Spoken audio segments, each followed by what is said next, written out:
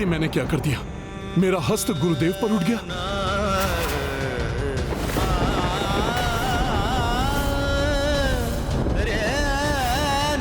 ये क्या कर दिया हनुमान ने? यदि महादेव का क्रोध जागृत हो गया और उन्होंने अपना तृतीय नेत्र खोल दिया तो?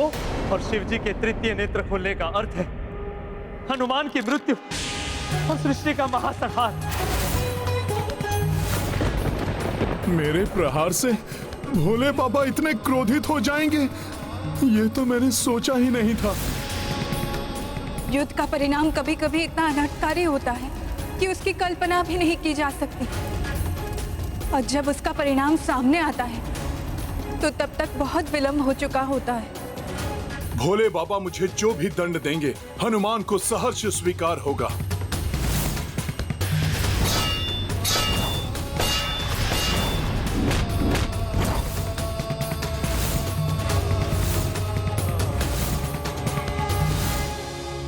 उत्तम, अति उत्तम।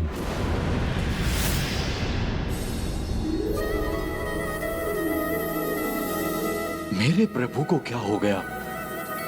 क्रोध के स्थान पर मुस्कान।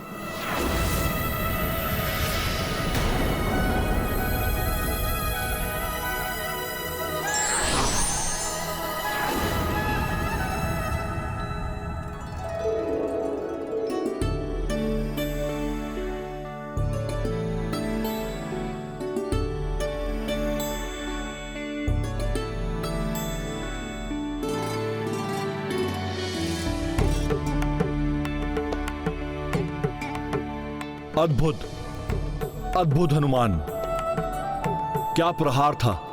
तुम्हारे इसी बल को बाहर लाने के लिए मैं बार बार कह रहा था। प्रथम बार मेरे जैसे किसी योद्धा से सामना होने का आभास हुआ है मुझे।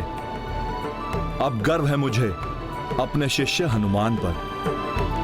प्रसन्न हुए हम तुमसे।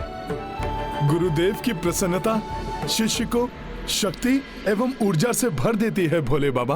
हनुमान, जो मुझे प्रसन्न कर देता है, चाहे तप से या सदाचरण से या किसी दक्षता से, वो मेरे वरदान का अधिकारी हो जाता है। ये महादेव क्या करने जा रहे हैं?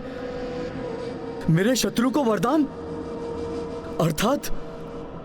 अर्थात मेरी पराजय या मेरी मृत्यु? नहीं नहीं, मेरे महादेव मेरे साथ ऐसा नहीं कर सकते।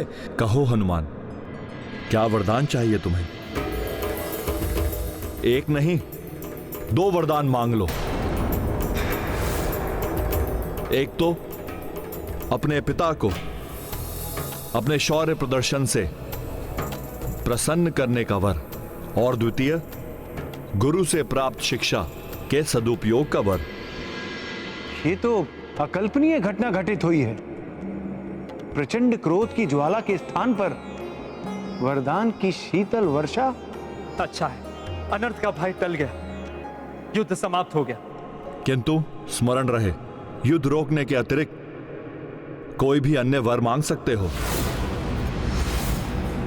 क्योंकि युद्ध के लिए मैं अपने भक्त के प्रति वचनबद्ध हूं।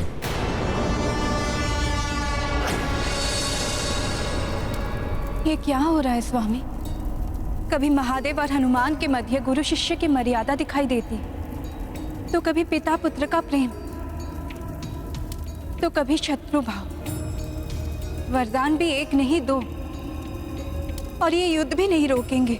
प्रिय, इस समय महादेव पिता, गुरुवर और भगवान तीनों हैं। पिता पुत्र के किसी कार्य से प्रसन्न होता है तो पुत्र को वरदान देता है। शिष्य के कार्य से प्रसन्न होने पर गुरुवर भी शिष्य को वरदान देते हैं, किंतु भगवान यदि भक्त के प्रति वचनबद्ध हैं तो वो युद्ध भी नहीं रोक सकते।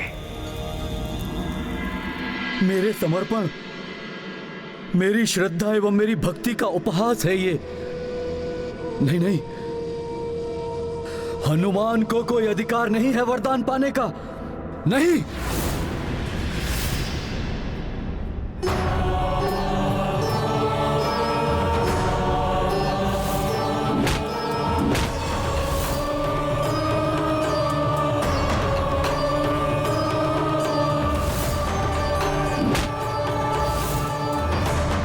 क्या सोच रहे हो पुत्र हनुमान?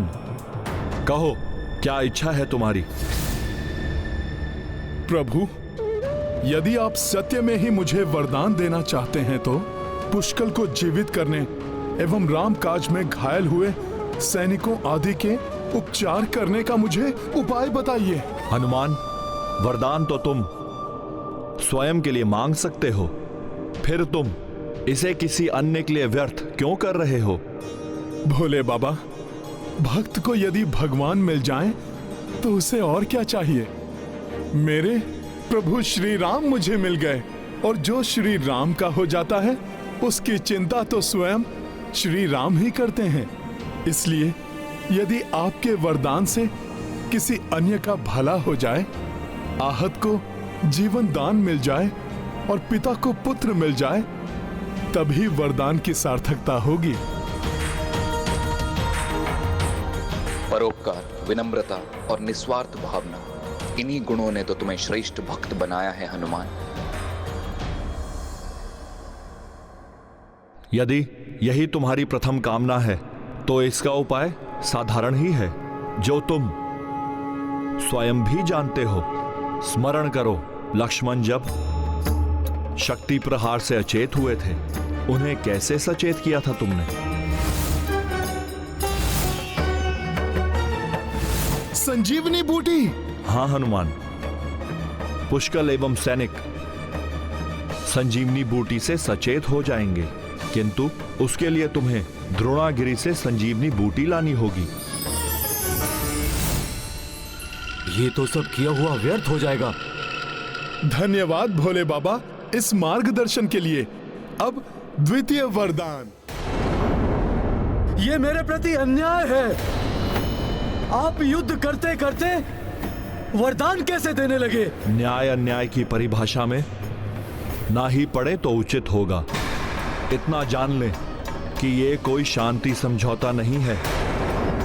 आपके प्रति वचनबद्ध हूं मैं। युद्ध चलता रहेगा, इसलिए आप हस्तक्षेप ना करें। किंतु महादेव, आप उसे वरदान कैसे दे सकते हैं जो आपके समक्ष आपका शत्रु बनकर खड़ा है? हनुमान मेरे शत्रु नहीं हैं, और ना ही इनकी ये राम सेना।